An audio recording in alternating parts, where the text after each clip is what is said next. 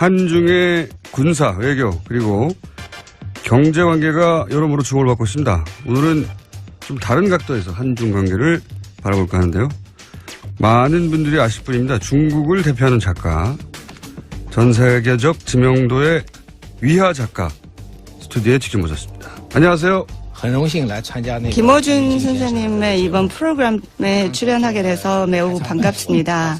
제가 한 가지는 알아들었습니다. 바로 사드라는 단어였습니다. 한국에서 가장 유명하고 재밌는 시사 방송이라고. 对，然后你有什么想对他说的吗？轮到我了吗？对。那你待会能不能给我一个暗示？对， 매우 날카롭고 재미있는 시사 프로그램이라는 것을 이제 얘기 들었고요. 혹시 오늘도 재미있는 뭔가 이야기를 터뜨릴 생각이신지 네. 그거 매우 궁금합니다. 그거는 이제 작가님한테 달려있어요. 작가님한테 달려있는데. 자, 대표작 중에 하나인데 허삼관 매혈기. 한국에서 굉장히 유명한 소설입니다. 영화화 됐어요. 영화화 됐는데 위하 작가를 모르는 한국 독자들도 있기 때문에 제가 좀 소개를 더 드리면 뉴욕타임즈에도 기고를 정기적으로 하시고 유럽에서도 책들이 번역 출간이 됐고 세계 여러 나라에서 문학상도 받으셨고 그리고 프랑스에서 문화예술 훈장도 받으셨고 맞습니까? 저는 사실은 이런 것들은 중요치 않다고 생각합니다. 특히 정부에서 주는 상 같은 경우는 특히 그런데요.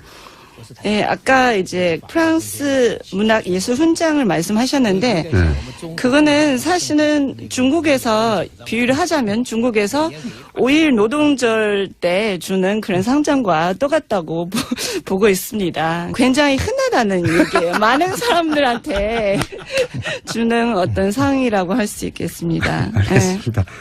그래도 중국에 출간 지 20년 넘은 책이 중국에서 한 해에 130만 부, 140만 부 팔리는 건 이건 대단한 거 아닙니까? 저도 예상하지 못한 어떤 기적이라고 할 수 있겠습니다. 저희가 이제 문학 방송이 아니고 시사 방송이에요. 그래서 지식인으로 작가에게 한중 간의 현안을 한번 여쭤보려고 하는 거거든요. 작가의 관점은 이런 사안들을 어떻게 바라볼까. 이런 시사적인 질문을 해도 괜찮겠는지 물어봤어요. 실은 이제 중국에서 가장 유명한 모든 사람들이 다 알고 있는 뉴스 프로그램은 7시에 방송되는 뉴스 신원联播라는 프로그램이 있습니다. 예, 그 프로그램은 제가 10몇 년 동안은 보지 않았습니다. 그리고 대부분 중국에서 진행하는 그런 뉴스 프로그램은 반대로 이미 반대로 이해하면 된다고 저는 생각하고 있습니다. 네, 그런데 당연히 대답해드리겠습니다. 그리고 저는 제 뜻을 반대로 표현할 수도 있습니다. 알겠습니다. 이제 한중 관계를 한국에서 바라볼 때하고 중국에서 바라볼 때 이제 다를 수밖에 없을 텐데 중국에서 보는 중한 관계하고 한국이 바라보는 한중 관계하고 이렇게 다르구나 하고 느낀 적이 있으신지 있다면 어떻게 다르게 느끼셨는지. 저는 그 차이점은 주로 시간에서 드러나고 있다고 생각합니다. 실은 이제 사드 문제가 중국에서 일파만파로 커졌던 그 시점은 주로 작년 하반기였습니다. 근데 올해부터는 이제 북한이 미사일도 발사하고 제6차 핵실험도 강행한다는 이런 행동을 보이고 있어서 그래서 중국은 이제 북한에 대한 관심을 더 많이 쏟게 되고 있습니다. 그러니까 사드를 그렇게 많이 주목하지 않고 있는 것 같습니다. 이제는 점점 더. 네. 사드 때문에 작년 하반기에 한국 제품 불매 운동도 있었다고 들었고 그리고 한류 스타들 중국 드라마 출연이 취소된다든가 관광 분야에도 영향이 있고 그렇게 저희는 신문 기사를 통해 들었는데 작년 하반기에 그러면 중국에서 느끼는 사드 문제는 어느 정도로 심각한 거였어요? 저는 중국인도 그렇고 한국인도 그렇고 사드를 너무 심각하게 생각하고 있는 게 아닌가라는 생각을 합니다. 사드는 뭐 정치적이고 이제 군사 외교적인 문제인데요. 일단 사드의 역할을 놓고 보자면 일단 그 레이더를 뭐 600km에서 2000km까지의 탐측을 가능하다고 이게 얘기를 하는데요. 한국에서 사드를 지지하는 사람들은 이런 그 시스템이 한국을 보호할 수 있다고 이제 생각을 하는 거죠. 근데 중국은 이제 사드 시스템이 굉장히 중국을 위협하고 있다고 생각을 합니다. 실은 이제 미국의 이런 사드 시스템을 비롯해서 이런 이제 미사일 요격 시스템 같은 경우는 실효성을 봤을 때, 그러니까 여태까지 뭐 이제 17차례를 이제 요격 시험을 해봤는데 9차례만 성공을 했고, 그리고 2004년부터 3차례도 이제 실패를 한 경험이 있습니다. 그래서 과연 이 시스템의 어떤 미사일 요격 능력이 어느 정도 있는 건지, 그거는 이제 장담할 수 없는 거고요. 저는 사드는 굉장히 정치적인 문제라고 생각을 합니다. 사실은 중국에서 일반 사람들의 어떤 생각은 이제 정부의 어떤 입장이라든지 그리고 관병 언론의 어떤 입장에 많이 끌려다니는 부분이 있습니다. 그러면 중국의 일반적인 여론은 이제 중국 당국의 입장하고 같이 가는 거네요. 제가 느끼는 건 그런 것 같습니다. 적어도 대부분의 일반 그 중국인들은 그 정부와 관변 언론들의 어떤 그 입장을 그대로 수용하는 것으로 보이고 있고요. 그리고 제가 이제 온라인상 인터넷을 통해서 이제 느꼈던 것도 그렇습니다.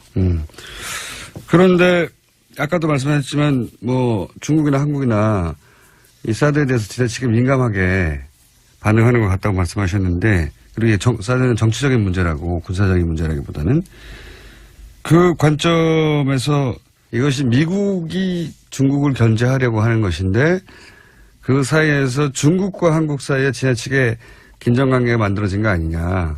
그래서 중국과 한국 사이는 이렇게까지 할 필요는 없다. 좀 더 부드럽게 문제를 풀어볼 필요가 있다. 이런 시각은 없는지 궁금한 거죠. 네, 저는 이제 이 책임은 한국에 있지 않을까 생각을 합니다. 왜냐하면 박근혜 정부 초기에는 한중 관계가 역사상 유례 없는 가장 좋은 관계를 자랑을 했는데요. 그런데 이런 상황에서 그러니까 사드와 같은 중국에는 사실은 그렇게 위협적이지 않는 시스템이고, 그리고 한국한테는 그렇게 뭐 군사적으로 대단한 시스템이 아닌 거를 가지고 한중 관계를 이렇게 안 좋은 방향으로 얼음장처럼 만들었지 않았느냐. 이것은 한국의 책임이 있다고 생각을 하고요. 그리고 결과적으로는 일본만 좋아하지 않을까. 왜냐하면 아베 정부는 군국주의적인 어떤 사고를 가지고 있기 때문입니다. 박근혜 정부가 사드를 배치하기 직전까지도 사드를 배치하지 않을 거라고 조속한 시일 내에는 그렇게 얘기하긴 했었죠. 중국 정부에. 그 말씀하시는 것 같은데, 그죠? 사드 문제가 갑자기 튀어나기 전에는 중국과 한국 간의 어떤 관계는 정말 전 세계로 봤을 때도 가장 좋은 어떤 외교 관계가 아닌가 싶습니다. 이런 사드 문제가 갑자기 이제 얘기가 꺼냈고, 그리고 중국인들한테는 아무래도 어떤 충격이지 않을까 싶습니다. 중국인이 사드에 대한 어떤 분노 같은 것은 사드 배치 직전까지는 가장 최고조였습니다. 왜냐하면 실질적으로 사드 배치한 것은 황교안 총리께서 이제 총리 대행 시절에는 이것을 진행을 한 거잖아요. 사실상 이제 사드 배치를 결정하고 나서 그 뒤에 중국인들의 어떤 관심사는 북한의 뭐 미사일 발사라든지 핵실험이라든지 이런 북한의 도발 때문에 관심사가 완전히 북한 쪽으로 옮겨갔습니다. 알겠습니다. 중국의 입장에서 보자면, 중국의 관점에서 보자면, 한국에도 큰 도움이 안 되는 시스템이고 중국에도 큰 위협이 안 되는 시스템인데 결국은 일본만 좋은 이 무기에 대해서 그렇게 집착하고 이 관계를 망가뜨렸냐 갑자기 박근혜 정부가 이런 얘기인 것 같은데요. 그런데 이제 문재인 정부가 출범을 했어요. 사드 배치 책임 있는 정부는 이제 끝이 났고, 그러면 중국 지식인의 입장에서 보기에는 이 문제는 어떻게 풀어야 잘 풀릴까요? 저는 우선 중국과 북한의 관계에 대해서 좀 말씀드려야 할 것 같습니다. 일단 많은 한국 사람들이 생각하는 것처럼 중국과 북한의 관계는 그리 좋지는 않았습니다. 중국과 일본 그리고 한국과 일본의 관계가 매우 안 좋은 걸로 계속한다면 그러면 중국과 한국은 관계가 좋을 수밖에 없어요. 일단은 사드는 이미 배치했고 그리고 이미 어떤 이미 실종하는 어떤 문제로 봐야 됩니다. 물론 이제 정부 입장에서는 뭐 여러 가지 뭐 제재도 하고 뭐 하겠지만 네, 우리가 최근에 볼 수 있는 것은 일단 문재인 대통령님이 중국으로 특사를 보냈고 또 이 특사는 중국에서 시진핑 주석을 만나서 이제 환담을 했고 이런 부분들에 대해서 그 관변 언론이나 주류 언론들은 매우 적극적으로 보도를 했습니다. 그래서 이런 것들은 다 긍정적인 어떤 신호, 긍정적인 시그널을 우리한테 이제 시사를 하고 있고요. 근데 제 생각에는 중한 관계는 더 나빠질 수는 없을 것 같습니다. 이미 이제 최악의 상황이었기 때문에 더 이상은 나빠질 수 없고 이제는 나아지지 않을까라고 생각을 합니다. 그 정도로 나빴어요? 물론 이제 92년부터 한중 수교 이래 조금만 그런 문제들도 있었겠지만 그런 우유곡절이 조금 있겠지만 여태까지는 굉장히 긍정적으로 이제 발전을 해왔습니다. 특히 이제 일본이 거기서 중요한 역할을 한다고 저는 봤는데요. 이제 그런 극우적인 성향 가진 일본의 정치자들이 있었기 때문에 한중 관계가 더 좋아졌던 것 같고요. 그리고 저는 이제 이 사드 문제는 북한의 위협 주는 그런 시스템이라기보다는 오히려 한중 관계를 해치는 장애물이 아닌가 생각이 됩니다. 하여튼 굉장히 나빴다는 거죠. 네, 사드 굉장히 때문에 나빴었습니다. 그래서 네. 더 이상 나빠질 일이 없기 때문에 좋아질 것이다. 네, 네. 그러니까 이 사드 문제는 박근혜 정부가 만들어 놓은 문제이기도 한데 지난 대략 9월부터 이제 최순실 박근혜 게이트가 한국에서 시작되고 이 뉴스가 중국에서도 크게 보도가 됐죠. 중국에서는 이 사건을 어떻게 보셨는지. 최순실 게이트에 대해서는 중국은 대대적으로 보도를 했습니다. 이 보도의 어떤 빈도수나 이렇게 그 수량으로 봤을 때는 80년대 광주 사건에 대한 보도하고 비교할 수 있을 정도로 굉장히 엄청났다는 겁니다. 보도량이. 네. 그래서 결과적으로 박근혜 정부가 이렇게 돼도 싸다는 생각을 하고 있는 것 같습니다. 왜냐하면 중국은 이제 그 사드 배치가 주장하는 박근혜 정부에 대해서는 뭐 어떻게 할 수 없잖아요. 근데 한국인들이 이 박근혜 정부를 이제 쫓아내고 결국 이런 결과를 얻었습니다. 아, 그렇게 중국인들 입장에서는 중국을 괴롭힌 사드 문제를 결정한 박근혜 정부를 한국인들이 물론 그것 때문에 쫓아낸 건 아니지만 쫓아내니 통쾌하다고 하고 바라봤군요. 이 뉴스를. 네. 중국의 일부 네티즌들이 풍수지리에 뭐 이런 거를 가지고 뭐 한국과 북한에 대해서 이제 평가를 하기도 했습니다. 한국의 청와대는 그 풍수지리상으로 봤을 때 가장 안 좋은 터라고 지금 보고 있습니다. 반대로 북한의 그 평양궁은 일단 김일성부터 이제 3대 굉장히 잘 먹고 잘 살고 있기 때문에 가장 풍수지리상으로 봤을 때 가장 좋은 터가 아닌가 지금 생각을 하고 있습니다. 네. 그런 재밌는 시각도 있네요. 여하간 중국의 입장에서는 이 사건이 바로 직전에 사드 문제 때문에 굉장히 관심이 높았고 그리고 탄핵되는 과정을 통쾌하게 바라봤다. 만약에 미국의 트럼프 대통령이 이제 한국을 계속 괴롭혔다면 그러다가 탄핵됐으면 우리도 통쾌했겠죠. 뭐 그런 정도로 이해합니다. 촛불 시위가 있고 탄핵이 실제로 되고 그리고 대통령이 파면되고 대선이 있고 이런 과정 전체가 중국에 보도가 됐을 텐데 중국에서는 일어나지 않을 일이잖아요. 이런 과정을 바라보는 중국인들의 심정, 시각, 관점 이런 게 궁금한 거거든요. 어떻게 느꼈을까?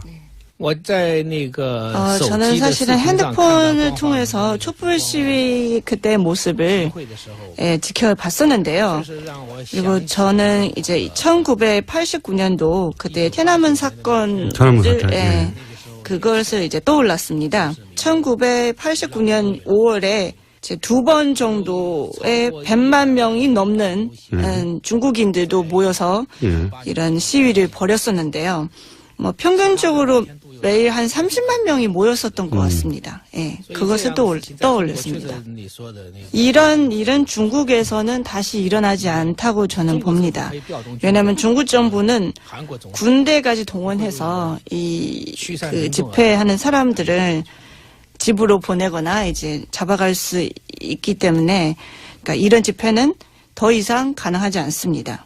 그래서 저는 이제 그 전에 전두환 대통령 시절에도 그 한국의 민중들이 이런 그 봉기를 통해서 어떤 그 시위를 통해서 이제 대통령을 쫓아냈고 이번에도 비슷한 사태로 저는 생각을 하고 있습니다. 물론 이번에는 피를 흘리지 않은 어떤 혁명이라고 할 수 있겠습니다.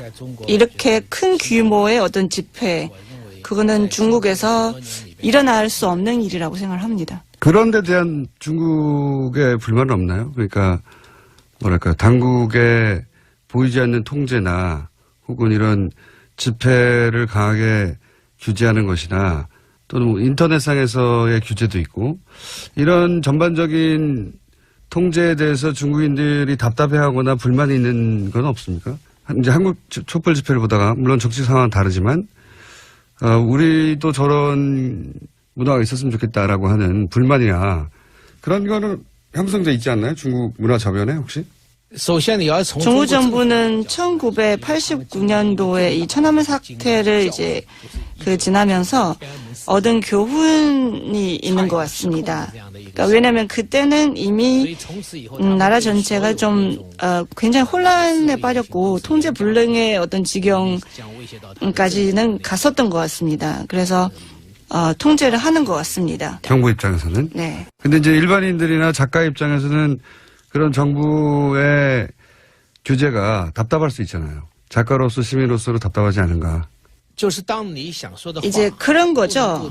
자기가 하고 싶은 말을 예를 들어서 이 방에 있는 사람들만 들을 수 있고 이 방의 밖이라든지 아니면 더 멀리 있는 사람들한테 전달할 수 없다는 이런 것을 이제 느꼈을 때 참 말하는 어떤 자유라든지 언론의 자유가 없다는 것을 이제 느낄 수 있습니다.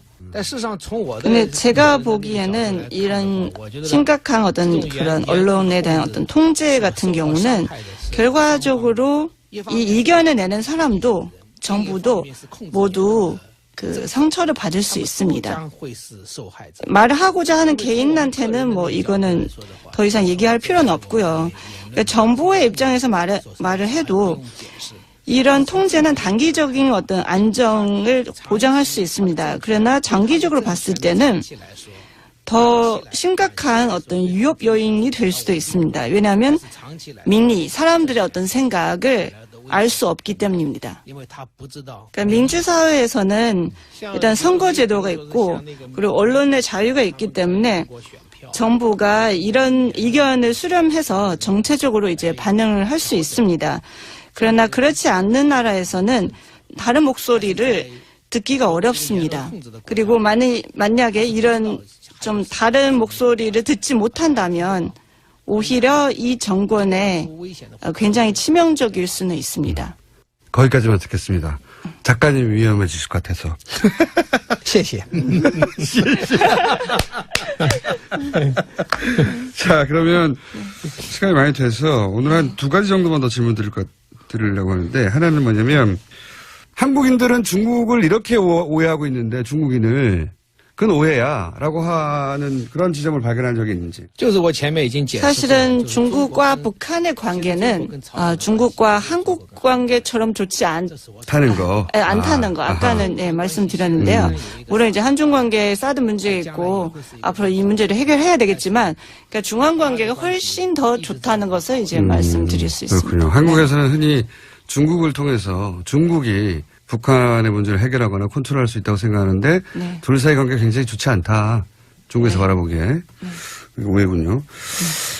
위아 작가님을 모르는 한국인에게 한국의 잠재 독자에게 내 책을 딱 한 권만 읽으면 무슨 책을 읽으라고 하셨습니까? 다 읽기 너무 많아요. 한 권만 읽는다면? 我就推荐刚刚 새로 重新 다시 내놓은 그 형제라는 책을 추천해드리고 싶습니다. 이유는요?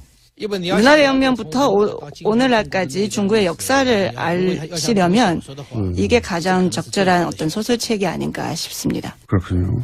자료를 보다 보니까 부모님도 의사였고 원래 의학도 오셨다면서요? 왜 작가가 되신 겁니까? 이게 마지막 질문인데. 因为 치과 이사를 해본 적이 없으셔서 아마 얼마나 지루한 직업인지 모르실 것 같아요. 每天看着别人 매일 이렇게 막 떡 벌린 입을 보고 그리고 이 안에 건강하지 않은 치아 상태를 보려면 그거 굉장히 괴롭습니다. 그래서 다른 일을 하고 싶은데 작가가 되었습니다. 많은 직업이 있잖아요. 의학도에서 작가가 된 결정적인 이유가 있나요? 是有原因的 80년대 초에 그때 어떤 작은 현에서 이제 제가 살고 있었는데 거기 현지의 어떤 작가들이 항상 뭔가 놀러 다니는 것 같았어요. 그리고 저는 하루에 8시간씩 일하고 6일 연속 일을 해야 됐습니다. 그리고 받은 돈은 사실 똑같았고요. 근데 생각을 해보니까 작곡 같은 경우는 다시 배워야 되고 뭐 화가 같은 걸 되려도 배워야 되지 않습니까? 근데 작가 같은 경우는 글만 쓸 줄 알면 할 수 있을 것 같아가지고 처음에 쓴 소설이 바로 성공으로 이어졌나요? 我当时因为中国有很多 제가 사실은 그렇게 빨리 성공을 거두지는 못했습니다. 처음에는 단편 소설 위주로 썼습니다. 경상의 많은 도시에 있는 그런 문학지에 계속 이제 보냈죠. 제 작품을 보내고 네, 항상 퇴짜를 맞았습니다. 그래서 저는 그때 이제 마당에 있는 집에서 살고 있었는데 제 원고지가 오면 항상 그 우체국 아저씨가 던져줬습니다. 마당 밖에서 안으로 슉 던졌었는데요. 그래서 저희 아버지가 또 이번 퇴짜 맞았구나 이렇게 말씀하시기도 했는데 사실은 그때 제가 이 작품을 보냈던 중국의 수많은 도시들이 있는데 지금까지도 다 가보지를 못할 정도로 굉장히 많았습니다.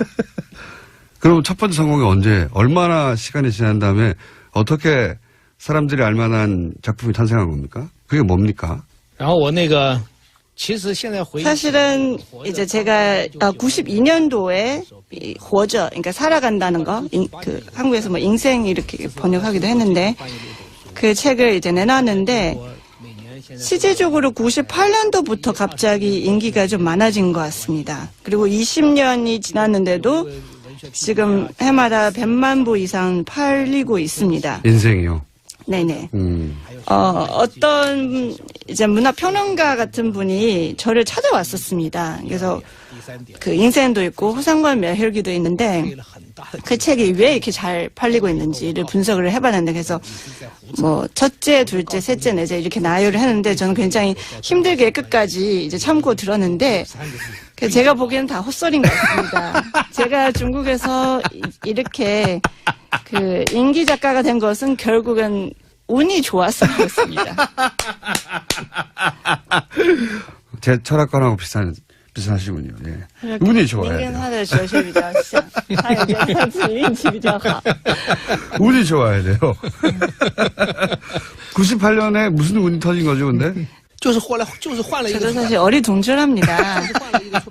그냥 출판사만 바꿨을 뿐인데 갑자기 어느 날에 슈퍼마켓 갔더니만 슈퍼마켓까지도 그 인생이라는 책이 떡하니 이제 팔고 있었더라는 거죠. 저는 이제 형제도 한국에서 크게 성공할 것 같다는 예감이 듭니다. 왜냐하면 출판사를 바꿨기 때문에.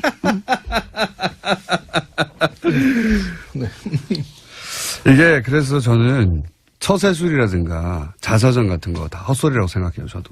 성공은 복제할 수가 없는 거군요. 누군가의 성공을. 그래서 복제하고 싶어서 자꾸 그 성공한 사람들이 어떻게 살았나 이게 처세술 책도 많이 나오고 하는데 다 소용없는 짓 같다고 저는 평소에 생각해 봤는데 아마 작가님도 똑같이 다시 하셔도 성공한다는 보장은 없다고 봅니다, 거의. 다시 돌아가서.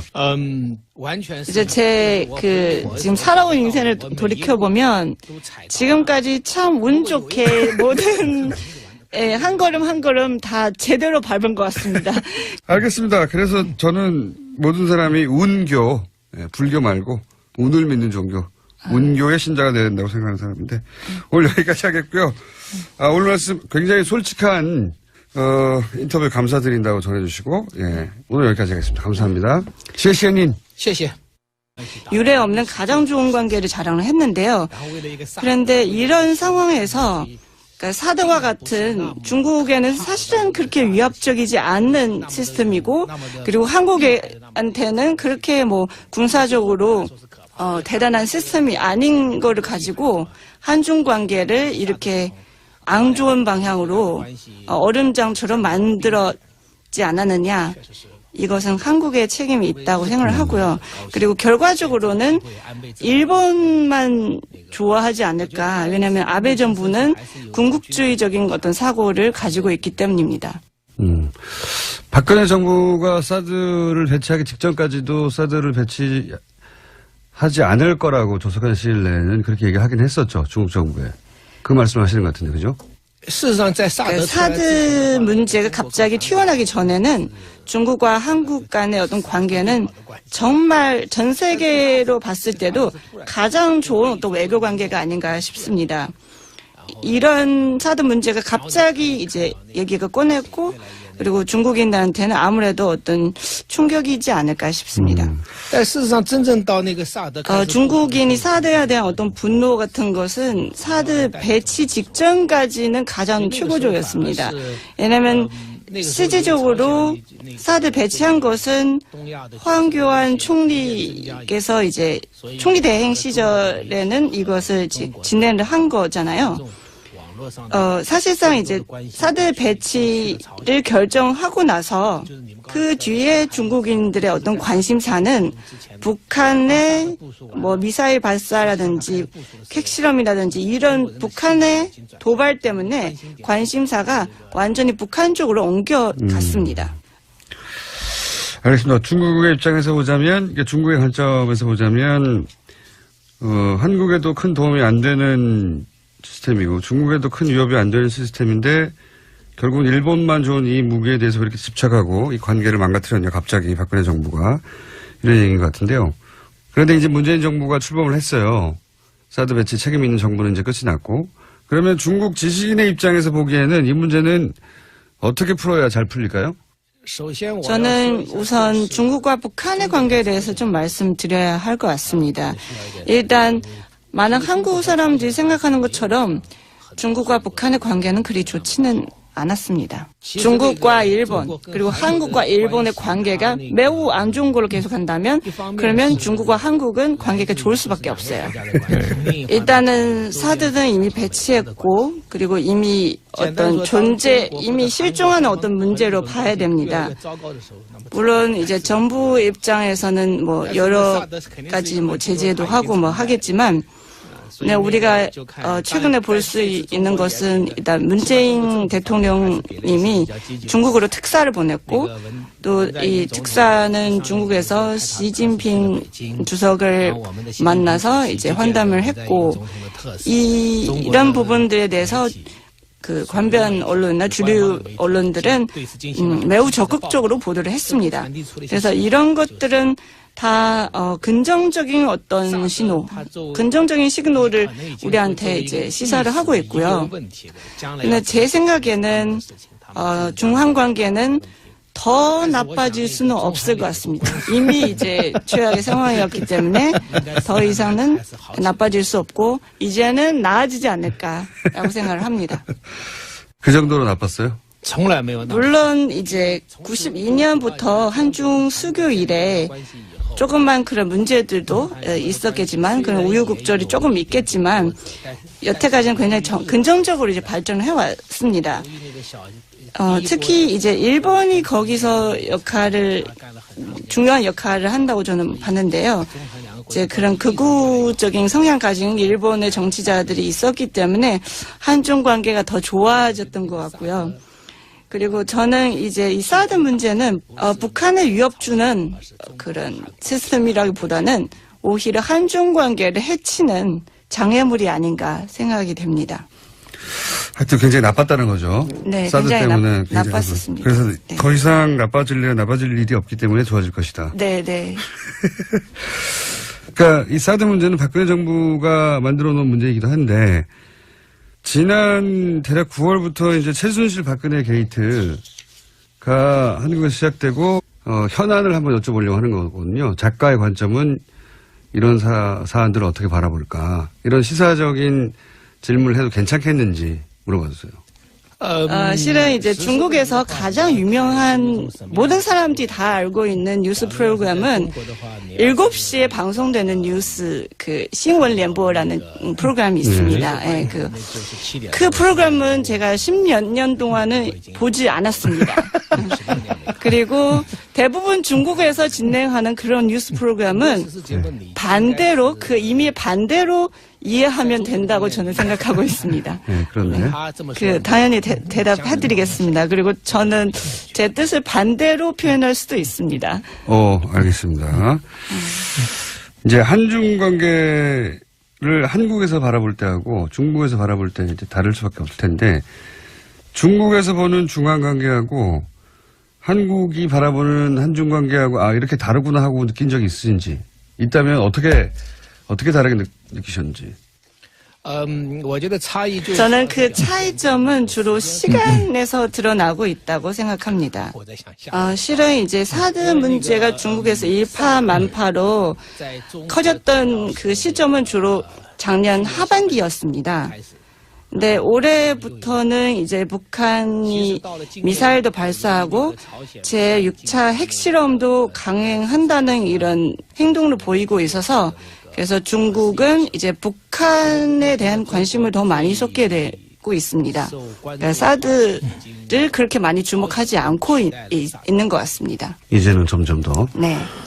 사드 때문에 작년 하반기에 한국 제품 불매 운동도 있었다고 들었고 그리고 한류 스타들 중국 드라마 출연이 취소된다든가 관광 분야에도 영향이 있고 그렇게 저희는 신문 기사를 통해 들었는데 작년 하반기에 그러면 중국에서 느끼는 사드 문제는 어느 정도로 심각한 거였어요? 저는 중국인도 그렇고 한국인도 그렇고 사드를 너무 심각하게 생각하고 있는 게 아닌가라는 생각을 합니다. 사드는 뭐 정치적이고 이제 군사 외교적인 문제인데요. 일단 사드의 역할을 놓고 보자면 일단 그 레이더 한중의 군사 외교 그리고 경제 관계가 여러모로 주목을 받고 있습니다. 오늘은 좀 다른 각도에서 한중 관계를 바라볼까 하는데요. 많은 분들이 아실 뿐입니다. 중국을 대표하는 작가 전 세계적 지명도의 위화 작가 스튜디오에 직접 모셨습니다. 안녕하세요. 김어준 선생님의 이번 프로그램에 출연하게 돼서 매우 반갑습니다. 제가 한 가지는 알아들었습니다. 바로 사드라는 단어였습니다. 한국에서 가장 유명하고 재밌는 시사 방송이라고. 对，然后你有什么想对他说的吗？轮到我了吗？对。那你待会能不能给我一个暗示？对， 매우 날카롭고 재미있는 시사 프로그램이라는 것을 이제 얘기 들었고요. 혹시 오늘도 재미있는 뭔가 이야기를 터뜨릴 생각이신지 네. 그거 매우 궁금합니다. 그거는 이제 작가님한테 달려있어요. 작가님한테 달려있는데, 자, 대표작 중에 하나인데, 허삼관 매혈기. 한국에서 굉장히 유명한 소설입니다. 영화 됐어요. 영화 됐는데, 유아 작가를 모르는 한국 독자들도 있기 때문에 제가 좀 소개를 더 드리면, 뉴욕타임즈에도 기고를 정기적으로 하시고, 유럽에서도 책들이 번역 출간이 됐고, 세계 여러 나라에서 문학상도 받으셨고, 그리고 프랑스에서 문화예술 훈장도 받으셨고, 맞습니까? 저는 사실은 이런 것들은 중요치 않다고 생각합니다. 특히 정부에서 주는 상 같은 경우는 특히 그런데요. 예, 아까 이제 프랑스 문학예술 훈장을 말씀하셨는데 그거는 사실은 중국에서 비유를 하자면 중국에서 5일 노동절 때 주는 그런 상장과 똑같다고 보고 있습니다. 굉장히 흔하다는 얘기예요. 많은 사람들한테 주는 어떤 상이라고 할 수 있겠습니다. 알겠습니다. 그래도 중국에 출간 20년 넘은 책이 중국에서 한 해에 130만 부, 140만 부 팔리는 건 이건 대단한 거 아닙니까? 是的，我觉得这确实是 저도 예상하지 못한 어떤 기적이라고 할 수 있겠습니다. 저희가 이제 문학 방송이 아니고 시사 방송이에요. 그래서 지식인으로 작가에게 한 중간에 를 뭐 600km에서 2000km까지의 탐측을 가능하다고 이게 얘기를 하는데요. 한국에서 사드를 지지하는 사람들은 이런 그 시스템이 한국을 보호할 수 있다고 이제 생각을 하는 거죠. 근데 중국은 이제 사드 시스템이 굉장히 중국을 위협하고 있다고 생각을 합니다. 실은 이제 미국의 이런 사드 시스템을 비롯해서 이런 이제 미사일 요격 시스템 같은 경우는 실효성을 봤을 때 그러니까 여태까지 뭐 이제 17차례를 이제 요격 시험을 해봤는데 9차례만 성공을 했고 그리고 2004년부터 3차례도 이제 실패를 한 경험이 있습니다. 그래서 과연 이 시스템의 어떤 미사일 요격 능력이 어느 정도 있는 건지 그거는 이제 장담할 수 없는 거고요. 저는 사드는 굉장히 정치적인 문제라고 생각을 합니다. 사실은 중국에서 일반 사람들의 어떤 생각은 이제 정부의 어떤 입장이라든지 그리고 관병 언론의 어떤 입장에 많이 끌려다니는 부분이 있습니다. 그러면 중국의 일반적인 여론은 이제 중국 당국의 입장하고 같이 가는 거네요. 起码是大部分 제가 느끼는 건 그런 것 같습니다. 적어도 대부분의 일반 그 중국인들은 그 정부와 관변 언론들의 어떤 그 입장을 그대로 수용하는 것으로 보이고 있고요. 그리고 제가 이제 온라인상 인터넷을 통해서 이제 느꼈던 것도 그랬습니다. 그런데 아까도 말씀하셨지만 뭐 중국이나 한국이나 이 사드에 대해서 지나치게 민감하게 반응하는 것 같다고 말씀하셨는데 그리고 사드는 정치적인 문제라고 군사적인 문제라기보다는 그 관점에서 이것이 미국이 중국을 견제하려고 하는 것인데 그 사이에서 중국과 한국 사이에 지나치게 긴장관계가 만들어진 거 아니냐. 그래서 중국과 한국 사이는 이렇게까지 할 필요는 없다. 좀 더 부드럽게 문제를 풀어볼 필요가 있다. 이런 시각은 없는지 궁금한 거죠. 这个原因，我觉得这个责任应该 예, 저는 이제 이 책임은 한국에 있지 않을까 생각을 합니다. 왜냐하면 박근혜 정부 초기에는 한중 관계가 역사상